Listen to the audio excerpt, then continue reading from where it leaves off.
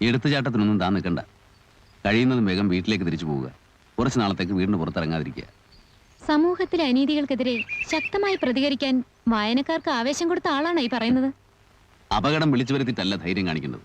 കാത്തിരിക്കണം. അവസരം വരുമ്പോഴേ പ്രതികരിക്കാവൂ. ഇതാണ് ഏറ്റവും നല്ല അവസരമെന്നാ എനിക്ക് തോന്നുന്നത്. മാനസയ്ക്ക് എന്ത് ചെയ്യാൻ പറ്റും? സത്യസന്ധമായ ഒരു റിപ്പോർട്ട് പ്രസിദ്ധീകരിക്കാൻ പോലും തനിക്ക് കഴിഞ്ഞോ? അവരുടെ ശത്രു ആകുകയും ചെയ്തു. 11-ാം തീയതി വരെ ഞാൻ കൂട്ടിനുണ്ടാവും. അത് കഴിഞ്ഞാൽ മാനസ ഒറ്റയ്ക്കാണ്. അത് മറക്കണ്ട. പക്ഷേ തോറ്റു കൊടുക്കാൻ മനസ്സ് വരുന്നില്ല. തോൽവിയായിട്ട് കരുതണ്ട. ഈ അനുഭവങ്ങളൊക്കെ പിന്നീട് എപ്പോഴെങ്കിലും സഹായമായെന്നിരിക്കും. ഇല്ല, രാഷ്ട്രീയത്തിലും ഗവൺമെന്റിലൊക്കെ അവർക്ക് മാത്രമല്ലല്ലോ ഇൻഫ്ലുവൻസ് ഉണ്ടാവുക. എന്റെ ഡാഡിക്ക് അറിയാവുന്ന കുറെ പേരുണ്ട്. ഞാൻ ആ വഴിക്കൊന്ന് ശ്രമിച്ചു നോക്കാം. എങ്ങനെ? അസംബ്ലിയിൽ ഒരു പ്രശ്നം ഉന്നയിപ്പിക്കുക, അതല്ലെങ്കിൽ ഗവർണറെ നേരിട്ട് കാണുക. വളരെ സില്ലിയായ ഒരു മാർഗമാണ്. പ്രത്യേകിച്ച് ഒരു ഗുണവും ഉണ്ടാകാൻ പോകുന്നില്ല. പിന്നെ മറ്റൊരു വഴിയുണ്ട്. കുറച്ച് സാഹസമാണ്. വ്യക്തമായ പ്ലാനിങ്ങും വേണം. പക്ഷേ മാനസയ്ക്ക് അത് പറ്റും ആസ് എ ജേർണലിസ്റ്റ്.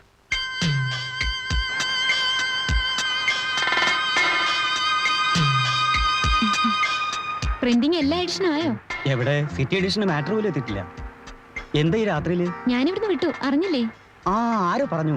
സത്യമാണല്ലേ? അതെ, നാളെ രാവിലെ നാട്ടിലേക്ക് തിരിക്കുകയാണ്. നൈറ്റ് ഡ്യൂട്ടിയിലുള്ളവരെ ഇപ്പോഴല്ലേ കാണാൻ പറ്റൂ. ഞാൻ യാത്ര പറയാൻ വന്നതാ. ഞാൻ കമ്പോസിംഗ് റൂമിൽ നിന്ന് പോയിട്ടേ. ശരി.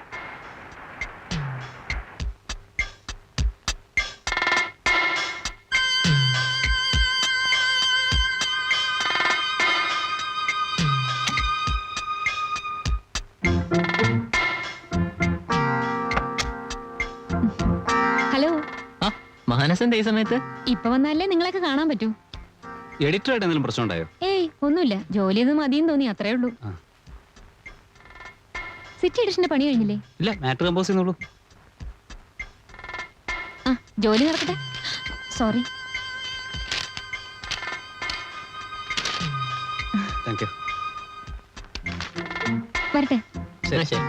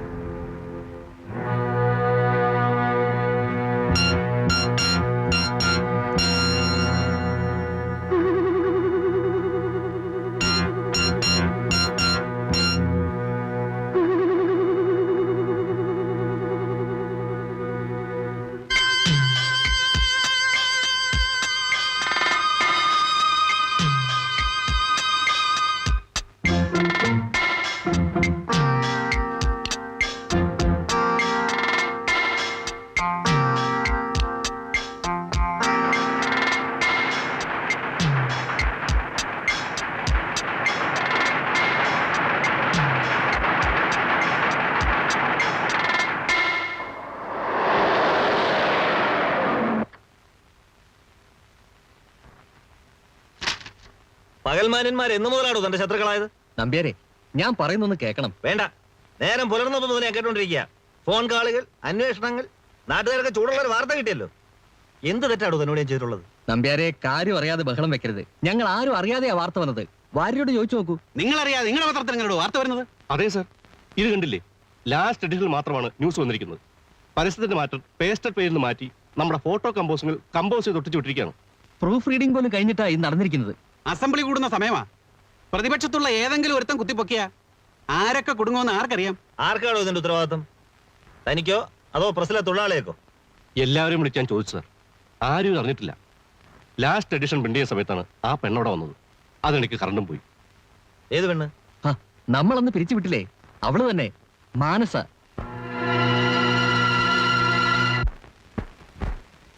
മാനസ എന്ന് വിളിപ്പിക്കണം.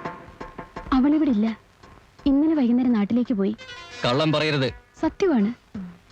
പെട്ടെന്ന് നാട്ടിലേക്ക് പോകേണ്ട ആവശ്യമുണ്ടെന്ന് പറഞ്ഞു.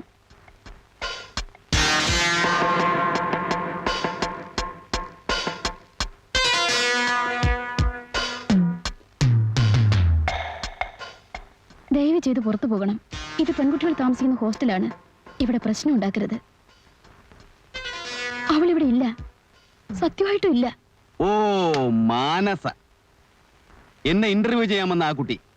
She's A real nuisance mister Jaleel. ഇടവും വലവും എന്നെ വിട്ടിരുന്നില്ല. ഇന്റർവ്യൂ, ഫ്യൂച്ചർ എന്നൊക്കെ പറഞ്ഞ് എത്ര ദിവസം ഇവിടെ കയറി ഇറങ്ങിയെന്നറിയോ? അവസാനം മുഖത്ത് നോക്കി പറയേണ്ടി വന്നു ഇറങ്ങിപ്പോവാൻ. അല്ല, അവക്കിപ്പോ എന്ത് പറ്റി? അവൾ ഇവിടെ ഉണ്ടോന്നാ ഞങ്ങൾക്ക് അറിയേണ്ടത്. മനസ്സിലായില്ല. ഞങ്ങൾ അവളുടെ ഹോസ്റ്റലിൽ പോയിരുന്നു. ഇന്നലെ രാത്രി അവൾ അവിടെ ചെന്നിട്ടില്ലെന്ന് അറിഞ്ഞു. അത് ശരി. ഞങ്ങൾ 2 അവിവാഹിതര് മാത്രമാണ് ഇവിടെ താമസം. വക്കീലിനാണെങ്കിൽ കേസും കക്ഷികളും ഒന്നല്ലാതെ വേറെ ഒരു വിചാരവും ഇല്ല. പിന്നെ ഞാൻ ആ അവാർഡ് ദാന ചടങ്ങ് കഴിഞ്ഞാൽ നമ്മൾ നമ്മുടെ പഴയ സ്ഥലത്തേക്ക് തിരിച്ചു പോകാനിരിക്കുക. മാത്രമല്ല, ഈ കാര്യത്തിൽ ഞാൻ വളരെ ഡീസന്റ്. എന്താ പ്രശ്നം? പ്രശ്നം ഞങ്ങൾ അവളോട് നേരിട്ട് പറഞ്ഞോളാം. ഓ ശരി ശരി. അവൾ ഇവിടെ വരാൻ സാധ്യതയില്ല. വരികയാണെങ്കിൽ ഞാൻ അറിയിക്കാം. മറ്റേ ആ ഷോറൂമിന്റെ നമ്പർ വിളിച്ചാൽ മതിയല്ലോ. ആ പിന്നെ രാവിലെ പത്രത്തിലൊരു ന്യൂസ് വായിച്ചു. എന്നോ നടന്ന ഒരു സംഭവം ഇത്രയും നാൾ കഴിഞ്ഞ് കുത്തിപ്പോക്കാൻ ആ പത്രക്കാർക്ക് നിങ്ങളോട് വല്ല വിരോധമുണ്ടോ? I'm sorry. സിറ്റി മുഴുവൻ ഇതിന്നൊരു വാർത്തയായതുകൊണ്ട് ഒരുപാട് പേര് ചോദിച്ച് ബുദ്ധിമുട്ടിച്ച് കാണുമല്ലേ? പോയിക്കോളൂ, നമുക്ക് പിന്നീട് സംസാരിക്കാം.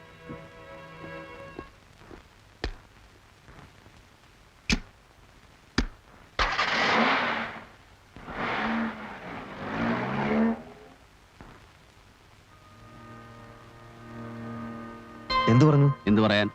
വല്ലാത്തൊരു അപകടത്തിലാണ് നിങ്ങൾ ചെന്ന് ചാടിയിരിക്കുന്നത്. അവരങ്ങനെ വിട്ടുപോകുന്ന കൂട്ടരൊന്നുമല്ല. വക്കീലൊന്ന് പേടിക്കാതിരിക്കും. മാനസ സത്യത്തിൽ ഇന്നാണ് ഒരു ജേർണലിസ്റ്റ് ആയത്. കുറെ കാര്യങ്ങളെങ്കിലും ജനങ്ങളെ അറിയിക്കാൻ സാധിച്ചല്ലോ. നാളെ കഴിഞ്ഞാൽ താനങ്ങ് തിരിച്ചു പോകും. ജയിലിനകത്തായ പിന്നെ ആരെ പേടിക്കണ്ടല്ലോ. എന്നാ വക്കീലും കൂടെ അവിടെ വന്ന് കിടക്കും. എന്റെ കാര്യമല്ല, ഈ കുട്ടിയുടെ കാര്യം ഓർത്താണ്. അവരിനിയും വന്നുകൂടാന്നില്ല. നാളത്തെ അവാർഡ് ഫംഗ്ഷൻ കഴിഞ്ഞാ ഞാൻ നാട്ടിലേക്ക് പൊയ്ക്കോളാം. അതുവരെ എവിടെ പോയി താമസിക്കും? ഞാനത് ആലോചിച്ചു. അനാഥ മന്ദിരത്തിലെ സൂപ്രണ്ടിനോട് പറഞ്ഞ് 1-2 ദിവസം അവിടെ താമസിക്കാം. കൊള്ളാം. അത് തന്നെയാണ് പറ്റിയ സ്ഥലം. അപ്പൊ പിന്നെ ഞാൻ പെട്ടെന്നൊന്ന് റെഡി ആവട്ടെ. പോകുന്ന വഴിക്ക് കോർട്ടിൽ ഇറങ്ങാലോ.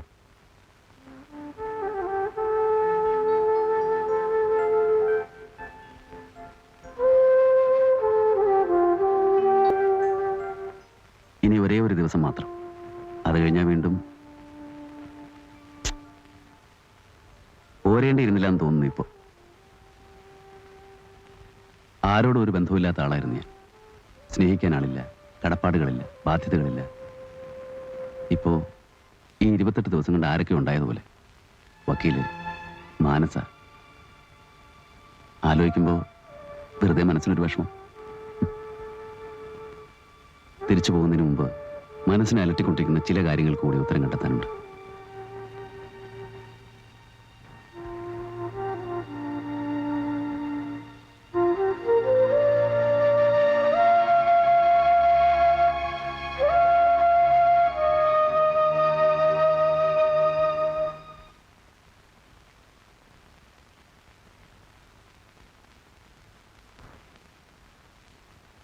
നിൽക്ക്. പോകാൻ വരട്ടെ. ചില കാര്യങ്ങൾ അറിയാനുണ്ട്. അതറിഞ്ഞിട്ടേ ഞാൻ പോകൂ. പബ്ലിക് റോഡായതുകൊണ്ട് ആട്ടിപ്പുറത്താക്കാൻ പറ്റില്ല. പിന്നെ നാട്ടുകാരെ വിളിച്ചു കൂട്ടാം, വിരോധമില്ല. പക്ഷേ സംസാരിക്കുന്നത് അവരുടെ മുമ്പിൽ വെച്ചായിരിക്കുന്നു മാത്രം. എനിക്കൊന്നും നിങ്ങളോട് പറയാനില്ല. ഉണ്ടെന്ന് എനിക്കറിയാം. നിനക്ക് മാത്രമേ അത് പറയാൻ കഴിയൂ. നിന്റെ ചേട്ടനെ കൊന്ന് നിന്റെ കുടുംബം അനാഥമാക്കിയ ആ ശവംതീരി പട്ടികളുമായിട്ട് കൂടുതൽ അടുപ്പം നിനക്കാണല്ലോ.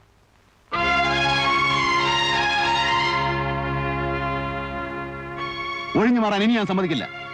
ജനങ്ങളെയും സർക്കാരിനെയും ഒരുപോലെ വഞ്ചിക്കുന്ന ആ കള്ളപ്പണക്കാരുമായിട്ട് നിനക്കെന്താണ് ബന്ധം? മയക്കുമരുന്ന് കച്ചവടം മുതൽ പെൺവാടിപ്പം വരെ നടക്കുന്ന അവരുടെ ഗസ്റ്റ് ഹൗസുകളിൽ നിനക്കെന്താണ് ജോലി? Are you A prostitute or there pimp? ജനു എന്നോട് പറഞ്ഞിട്ടുണ്ട്, അവന്റെ ദുഃഖങ്ങൾ അറിയാവുന്ന ഏക വ്യക്തി നീയാണെന്ന്. അവന് ജോലി കിട്ടാൻ വേണ്ടി നിന്റെ കാതിലും കഴുത്തിലും കിടന്ന ആഭരണങ്ങൾ നീ അവൻ അഴിച്ചു കൊടുത്തു.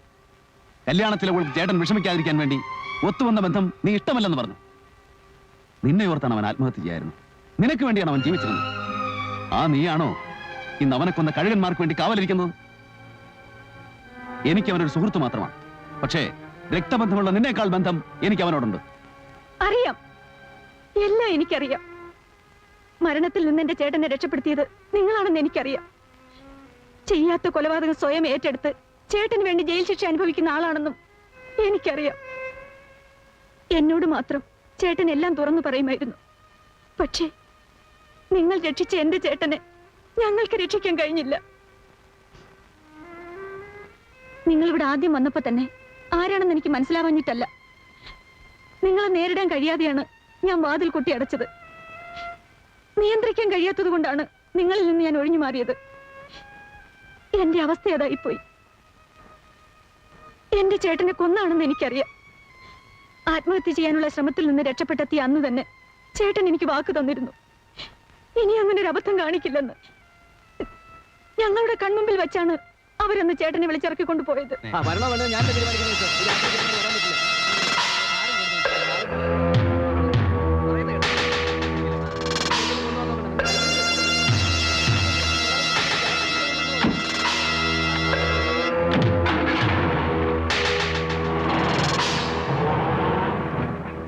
വെളുക്കുന്നത് വരെ ചേട്ടന്റെ വരവും കാത്ത് ഞങ്ങൾ ഉറങ്ങാതിരുന്നു. രാവിലെ ആരോ വന്നു പറഞ്ഞു ചേട്ടൻ ട്രെയിനിന്റെ മുമ്പിൽ ചാടി ആത്മഹത്യ ചെയ്തെന്ന്. പിറ്റേന്ന് തന്നെ ഞങ്ങൾ പോലീസിൽ പരാതി കൊടുത്തു. അന്ന് വൈകുന്നേരം അന്വേഷണത്തിനായി പോലീസ് വീട്ടിൽ വന്നു.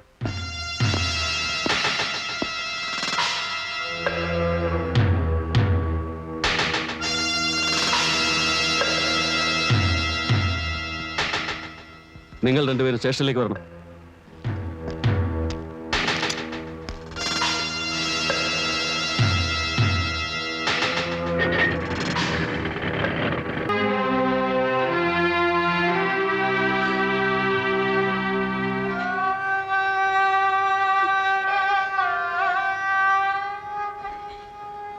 ജീവിതകാലം മുഴുവനും അവരുടെ അടിമയാവാതെ നിവർത്തിയില്ലെന്ന് വന്നു. മരിക്കാൻ പേടിയുണ്ടായിട്ടല്ല, വയസ്സായ അച്ഛനും അമ്മയ്ക്കും ഞാനല്ലാതെ വേറെ ആരുമില്ലല്ലോ. കരയാതി, ആരും സഹായത്തിനില്ലെന്നോർത്ത് വിഷമിക്കരുത്. ജനുവിന്റെ സ്ഥാനത്ത് ഞാനുണ്ടാവും.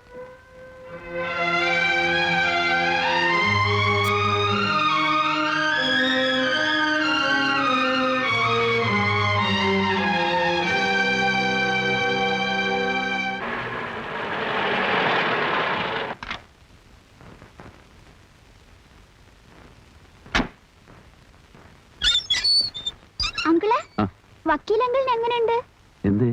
അങ്കിളിന് അടി കിട്ടിയോ? അടിയോ? അപ്പൊ അങ്കിൾ അറിഞ്ഞില്ലേ? വക്കീലങ്ങളിനെ ആരോ അടിച്ചു. ആശുപത്രിയിലാന്ന് ഫോൺ വന്നു. അപ്പൊ മുത്തശ്ശിയും അമ്മാവനും അങ്ങോട്ട് പോയിരിക്കാം.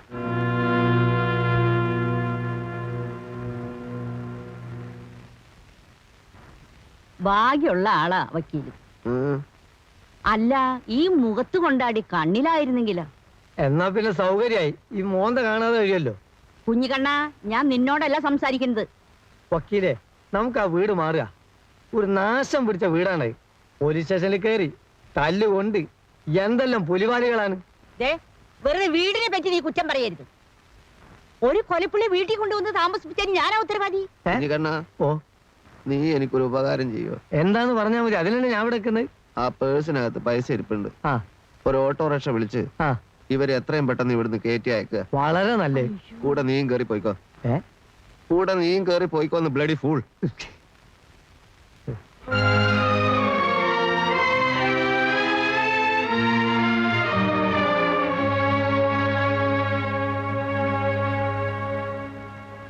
എന്താ ഉണ്ടായത്? 7 അടി 3 ചവിട്ട്, ഇരുമ്പ് കട്ട കൊണ്ടുള്ള ഇടി, കനത്തത് 2 എണ്ണം, പിന്നെ പുറത്തു പറയാൻ കൊള്ളാത്ത ഭാഷയിലുള്ള കുറെ ചീത്തയും. ഇത് വെറും അഡ്വാൻസ് ആണത്രേ. ആരാ ഇത് ചെയ്തത്? പിടിക്കുന്നതിന് മുമ്പ് മേൽവിലാസം ചോദിച്ചില്ല. എന്തായാലും നാളത്തെ അവാർഡ് ഫംഗ്ഷന് ഞാൻ വരാം. മറ്റന്നാൾ പരോൾ കഴിഞ്ഞ് താൻ തിരിച്ചു പോകുമല്ലോ. അത് കഴിഞ്ഞേ ഞാൻ വീട്ടിലേക്കുള്ളൂ. ഇവിടെ കുറച്ചുകൂടെ സേഫാണ്. വക്കീലെ, നമുക്കിനിയും ഒരുപാട് കാര്യങ്ങൾ ചെയ്യാനുണ്ട്. ഞാനിപ്പോൾ ഗീതയെ കണ്ടിരുന്നു.